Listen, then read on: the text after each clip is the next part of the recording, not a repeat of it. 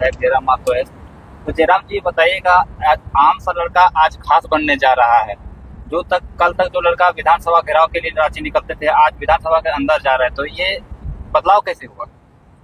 बदलाव कठिन परिश्रम, सच्ची श्रद्धा, लगन और लगातार अपनी दिशा में लक्ष्य की ओर बढ़ते रहने के कारण हुआ है। बिल्कुल ये काफ़ी ऐतिहासिक पल होगा कि यही आज से ठीक साल भर 1.5 साल पहले था। यही विधानसभा 23 मार्च 2023 खूब जोरदार लाठियों से प्रहार हुआ था, डिटेन भी किया गया था। इसे टी शर्ट, वो समय ब्लैक रंग की टी शर्ट थी, उसे पुलिस प्रशासन के अधिकारियों ने डिटेन करते वक्त फाड़ दिया था। और बिल्कुल हमारे समर्थकों पर खूब जोरदार लाठियां चली थी। और आज उसी विधानसभा में माननीय बन के जा रहे हैं। ये बदलाव है, ये संघर्ष है, ये ऐतिहासिक है। ये ऐतिहासिक हमें ये आपने तो बहुत आसानी से बताते, पर एक आम लड़का या एक आम घर का लड़का जब देखता है, ये किसी एक मूवी की बात ही लगता है कि कल 2 साल पहले जो लड़का विधानसभा घुसने नहीं दिया जा रहा था, पुलिस को रोक रहे थे, आज उसी विधानसभा में उसे इन्विटेशन देकर बुलाया जा रहा है। एक अच्छा जगह उसको बैठाया जाएगा, उसको भाषण को लोग सुनेंगे, उसके पूरे झारखंड में इंतजार रहेगा कि जयराम मातो कैसे बोलेंगे, क्या अभिभाषण देंगे। तो कहीं न कहीं ये जो एक आम लड़का का हिम्मत बन के निकले हैं, तो एक आम लड़का भी आप देख सकते हैं हर चीज का। देखिए, हम भी आम लड़का ही हैं। 2 साल पहले हमारा जीवन क्या था, कैसा था, सबको मालूम है। चुनाव लड़ना सपने जैसा था, जीत जाना तो एक स्वप्न में भी स्वप्न जैसा है। तो ऐसी परिस्थिति में अगर सदन के अंदर हमारी उपस्थिति होने जा रही है, तो राज्य के युवाओं को एक सकारात्मक, राज्य के किसान, गरीब गुरबों को एक सकारात्मक संदेश मिलेगा। उन्हें एक हौसला और हिम्मत मिलेगा कि आज लोकतांत्रिक भारत की एक खूबसूरत तस्वीर उनके सामने छन कर सामने आएगी। अगर आपको 2 चीजें में अगर श्रेय देना रहे तो श्रेय किसको दीजिएगा? समय को दीजिएगा या परिस्थिति को दीजिएगा? देखिए, समय और परिस्थिति दोनों का सम्मेलन रहा है। अगर परिस्थितियां उत्पन्न नहीं होती तो यहाँ तक नहीं आते, और समय जो है वो समय से आप कभी इनकार नहीं कर सकते हैं। समय सबसे महत्वपूर्ण होता है। तो समय और परिस्थितियां ही हमें इस मुकाम तक, इस उपलब्धि तक लेकर आए हैं। जो आम सा लड़का जो अभी बंद कमरे में बैठ के तैयारी कर रहे हैं, एक उम्मीद की नजर से देख रहे हैं कि हम किसी नौकरी में जाएंगे, वो आम लड़का आपको एक मतलब रोल मॉडल की तरह देख रहे हैं कि जयराम मातो हमारे लिए जाएंगे, सदन में बात रखेंगे। क्योंकि अक्सर जो युवा पढ़ते हैं वो सोचते हैं कि विधानसभा में हमारे बारे में बात क्यों नहीं करते। तो क्या आप जब सदन में कल जाइएगा या बोलने का मौका मिलेगा तो सब इन युवाओं के लिए बोलिएगा? जी बिल्कुल। युवाओं के परीक्षाओं को लेकर, हमारी राज्य की नौकरियों में अन्य राज्यों के अभ्यर्थियों के बढ़ते हुए प्रभाव को लेकर, प्रवासी मजदूरों की जो बेबसी लाचारी है, उस विषय को लेकर मैं अपनी बात को मुखरता के साथ विधानसभा के पटल पर रखने का कार्य करूंगा। अच्छा, फीलिंग की बात करें तो कैसा महसूस कर रहे हैं विधानसभा के अंदर? देखिए,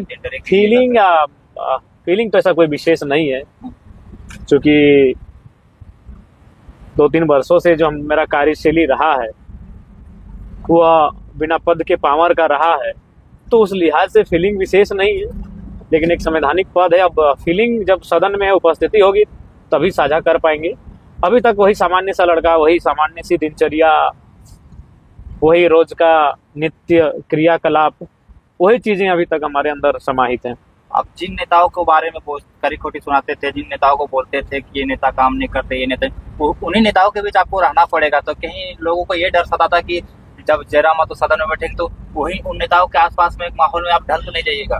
तो देखिए, नहीं ढलेंगे। वो कितना भी परिस्थिति, कितना भी हमारे नकारात्मक क्यों ना चली जाए, अगर कुछ ऐसे चीजें हैं जो हमारी शरीर को छू सकती है लेकिन हमारी अंतरात्मा को नहीं, हमारी अंतरात्मा सदैव निश्चल रहेगी, निष्कपट रहेगी, और एक कर्म योगी की तरह अपने कर्तव्य पथ पर हम प्रशस्त रहेंगे।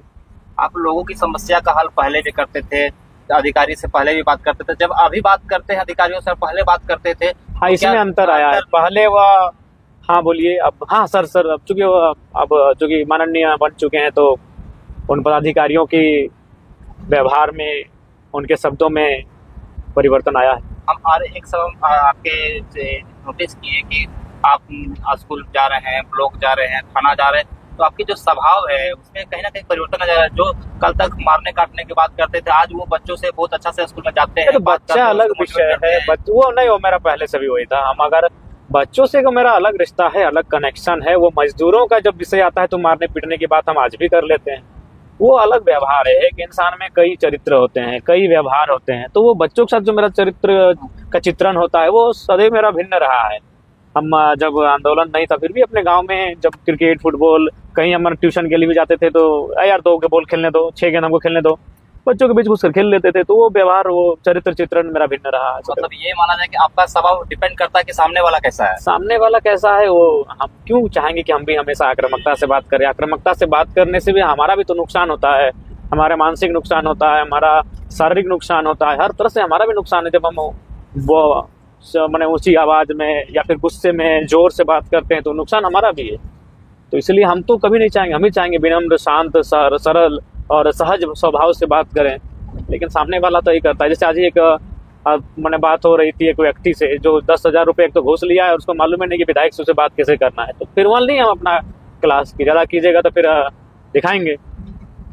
अच्छा, अगर पिछले 3 साल को संघर्ष को अगर एक वर्ड में समापन करना रहेगा कि एक नहीं, एक वर्ड में कभी समाज 3 वर्षों का संघर्ष, एक अभूतपूर्व दौर, एक ऐतिहासिक लम्हा, एक यादगार क्षण कुछ शब्दों में नहीं समाप्त होंगे। ये एक कहानी लिखे जाएंगे, एक दस्तावेज लिखा जाएगा, फिल्म जैसा लगता है। बिल्कुल एक दस्तावेज बनेगा। उस दस्तावेज में तय होगा कि इन 3 वर्षों का संघर्ष का क्या परिणाम रहा।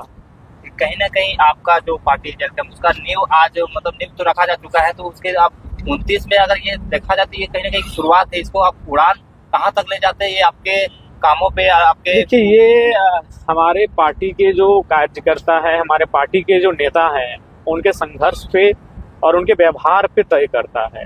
पर वो अभी नजर नहीं आ रहा है। अभी भी हम देख रहे थे, आज आप जनता दरबार लगाए थे तो आप विधायक हैं डुमरी का, मगर बाघमारा का रहे, टुंडी का रहे, चंदन का रहे, समस्या अभी को हल करना पड़ रहा है। तो यही व्यवहार थोड़ा सा हमारे नेताओं को समझना चाहिए। और उन्हें अगर कोई यूपी बिहार से आया हुआ अगर नेता होता ना तो 10,000 वोट लाने के बाद वो भंग जाता ब्लॉक में जाके, थाना में डीसी एसपी से बैठ के बात करता। लेकिन हमारे नेताओं को 50,000 60,000 70,000 वोट मिला है, उन्हें उस वोट का मर्यादा रखना चाहिए और मान सम्मान भी रखना चाहिए। अच्छा, हमारे दर्शक ज्यादातर युवा होते हैं, युवाओं के लिए क्या कहिएगा? एक आम लड़का आज खास देखिए, युवाओं को हम तो यही कहेंगे, युवाओं को लेकर हताश हो जाते हैं तुरंत। युवाओं को लेकर देखिए, हताशा का कारण युवा स्वयं है। उनका जो दिनचर्या है, उनका जो लाइफ स्टाइल है, वो लाइफ स्टाइल और दिनचर्या है उनकी हताशा का कारण है।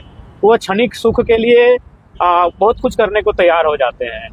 जैसे सुबह हुई, गाड़ी मिला, रोड पे आए, मटर गश्ती शुरू हो गई, दोस्तों के साथ गप्पाबाजी शुरू हो गई।